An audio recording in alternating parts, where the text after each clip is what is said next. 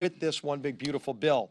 Everything from tax stability in the tax code so that nobody sees a tax increase, bringing trillions of dollars of private investment back into the economy, opening up more energy production in America to reverse some of the damage Joe Biden did, everywhere from Anwar in Alaska, some of the great work that Congressman Begich just came into Congress, vowing to fight for the citizens of Alaska and open up more areas for production there. That's going to be in this bill, all the way down to the Gulf of America, opening up more areas for lease sales and production in the Gulf as well. All of those things are going to be in the bill.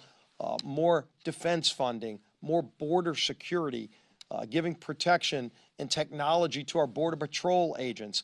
All of that is in the bill too, confronting the debt ceiling, dealing with rules and regulatory reform, all in this powerful bill. What the Education and Workforce Committee did to protect students from higher student debt. We actually protect students so that they're not saddled with high student loans when they graduate from college. That's in this bill as well, standing up and holding accountable the universities that were failing kids for so many years, saddling them with $200,000, $300,000 in debt without the ability to pay it back.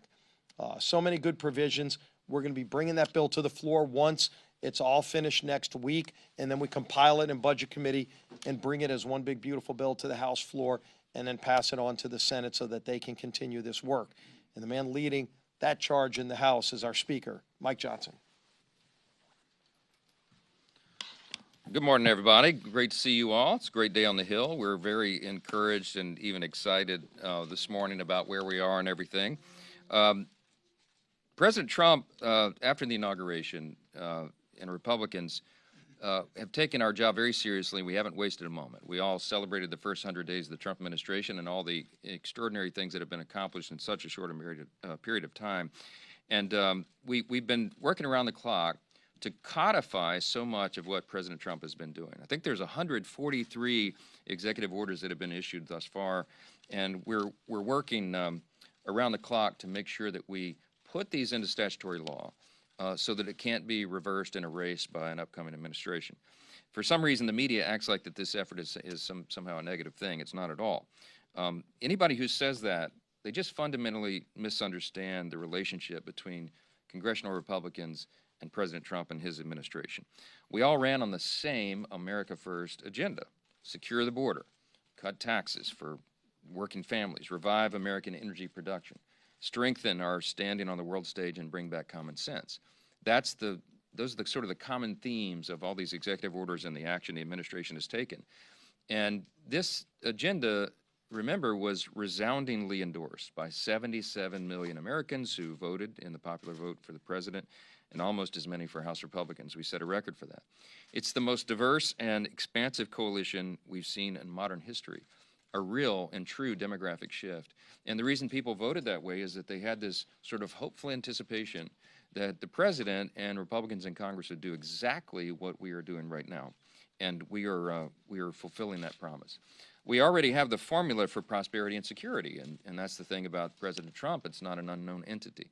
As we've all recounted many times, he's done it once, he'll do it again. We plan to work together to enshrine the agenda into law and make sure we have a roaring American economy and stability and security and prosperity and strength again. From day one, President Trump has used his executive authority to reverse also the devastating policies of the last administration. There was a lot of that to be done. But as the previous administration made it painfully clear, executive orders can be undone and overwritten, and that's why we have to move it through the legislative process. And we are. Here's a few key examples, okay, of what we've already voted to codify in terms of the executive orders.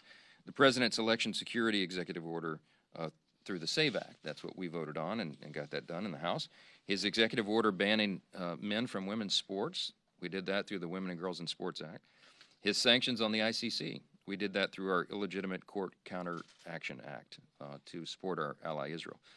And his Forest Management Executive Order through Fix Our Forests Act. Some of the things we've done so far. Now, this week, we'll add another one to the list. We're going to pass Marjorie Taylor Greene's bill to permanently rename the Gulf of Mexico the Gulf of America.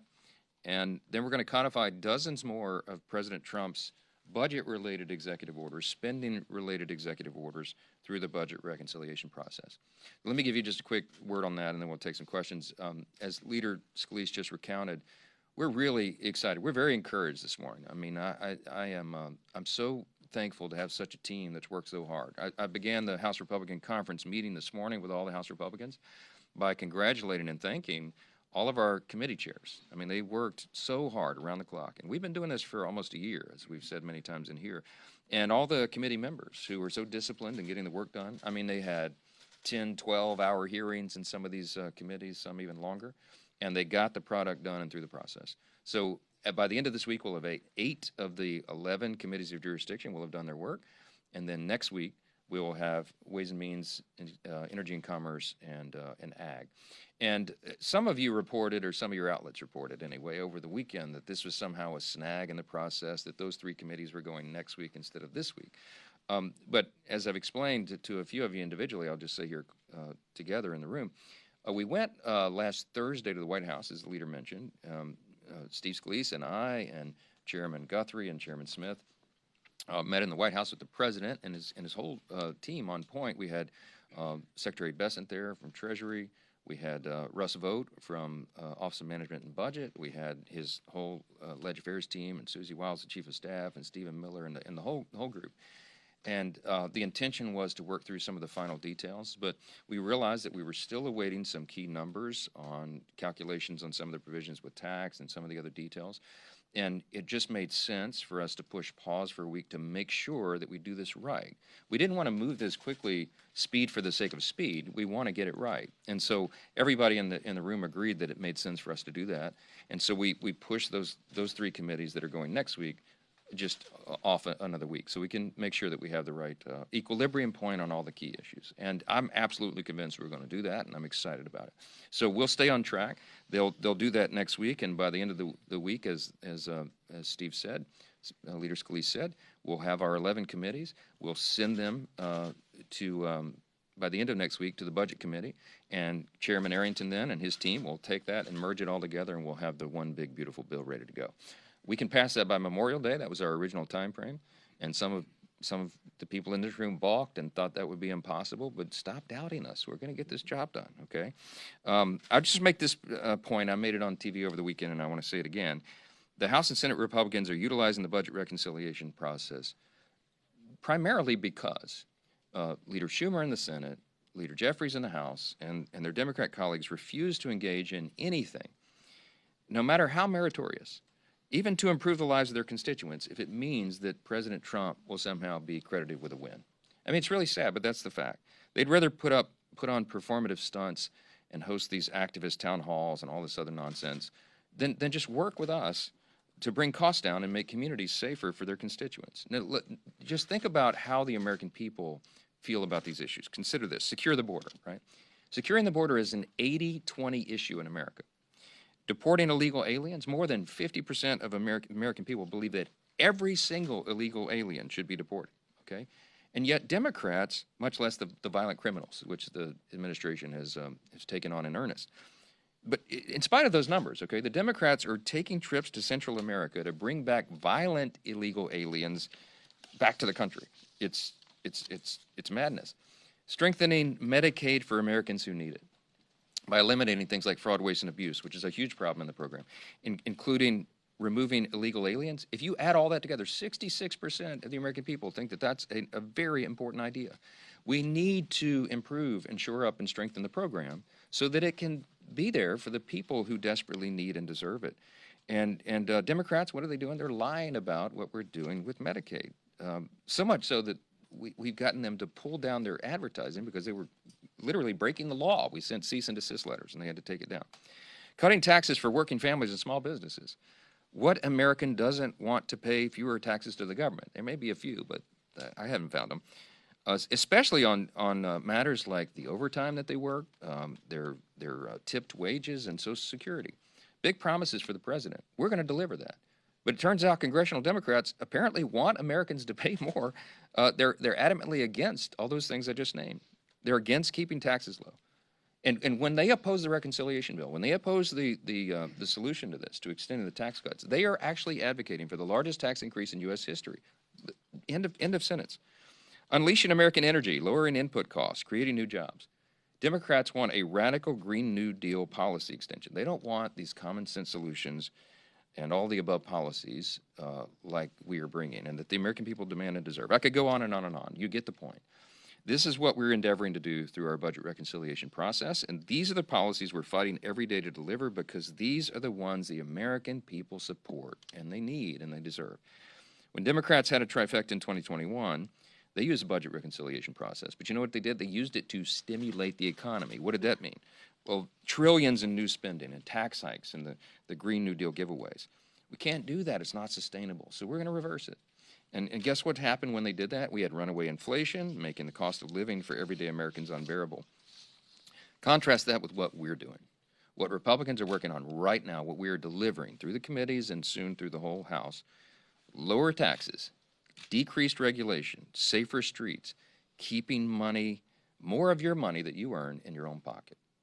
We'll take that to the people every single day, and they'll be for us. And as the House works to finish budget reconciliation over the next few weeks, we'll continue to shine a light on the do-nothing Democrats who would rather oppose President Trump's popular agenda than work for the needs of their own constituents, and I just think it's shameful. With that, I'll take a few questions. Olivia, yeah. As you head into the final first stretch for reconciliation, members, centrists, conservatives seem to have a very different expectation of what the final product is going to look like. Have you made assurances, have you made promises that you can't keep to different members as this process begins to wrap? No, I don't make promises I can't keep. This is a consensus building operation, as you know, and it's member driven, bottom up, and every single member of the conference has had many opportunities and has more this week to weigh in and let their preferences be known.